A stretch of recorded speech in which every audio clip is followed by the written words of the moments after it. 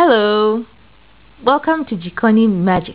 Let's make magic together. Today we're going to be making tacos.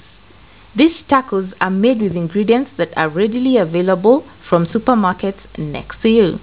We're going to need 2 cups flour, 1 tablespoon vegetable oil, and 3/4 teaspoon of salt. Rub this together until it becomes crumbly. Add 1.5 cups of warm water and knead for 5 minutes or until the dough stops sticking on your hands.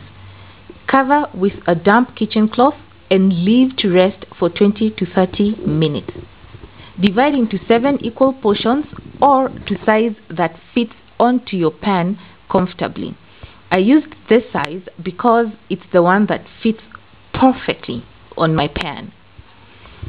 Next, flour the working surface lightly and roll out the dough to a very thin thickness of 2 millimeters. Then place it on a heated pan with 1 tablespoon oil and cook until bubbles appear on top. You will also notice that the color changes of that dough that you're cooking.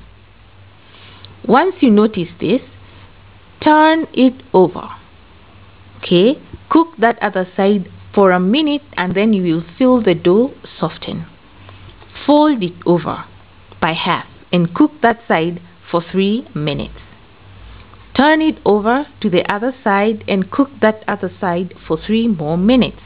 Now, as you're cooking this other side, it helps when you add oil. This oil will help your dough to become crispy. And by this time, once you knock on your dough that you're cooking, these are taco shell, you're going to feel a knock on the dough effect. Okay, now that's when you know that your taco shell is done. Then take it from the fire, serve it onto a plate, and this is how they look, the lovely results. For the salad, this is what you're going to need: a half small purple cabbage, 1 red bell pepper, 1 English cucumber. I prefer the English cucumber because the skin is thin and it's easier to chew, 1 green bell pepper, 2 medium-sized tomatoes, 1 white onion, 1 red onion, and 1 lettuce. These ingredients will serve to make a very crispy and nice tasting salad. This is how it will look. I dressed mine with 1 teaspoon of sunflower oil and juice of 1 lemon and salt to taste. For the guacamole, we're going to need half an avocado, 1 medium onion, 1 tomato, 1 cilantro or dania.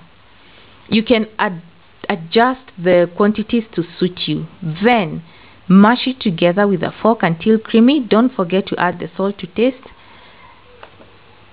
or then add a dash of cracked black pepper if you want a bit of heat. Next, we're going to make the ground beef.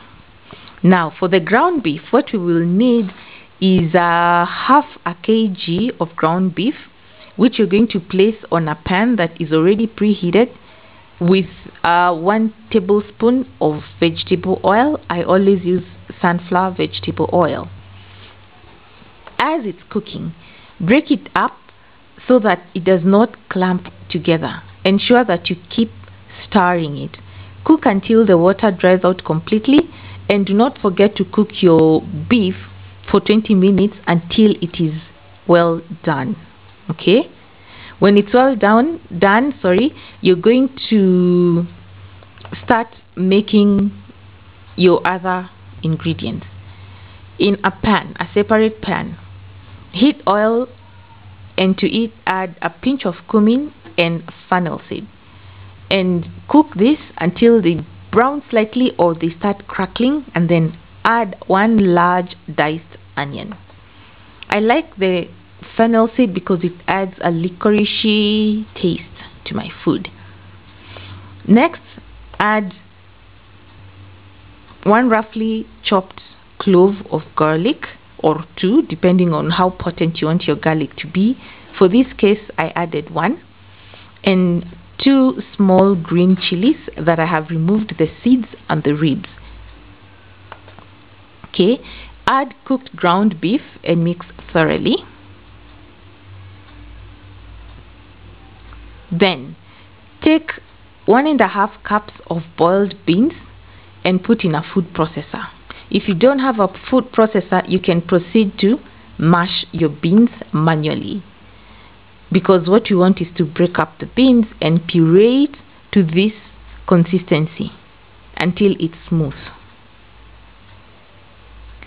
These beans, you will add them to the ground beef, mix thoroughly, completely, and then add salt to season and taste, and then add your tomatoes. Start layering the love now. We're now going to assemble the tacos. To assemble the tacos, we're going to start by layering the ground beef and beans mixture. Don't put so much, because at the end of it, stuff is going to start spilling out of your taco. Then next, add the guacamole.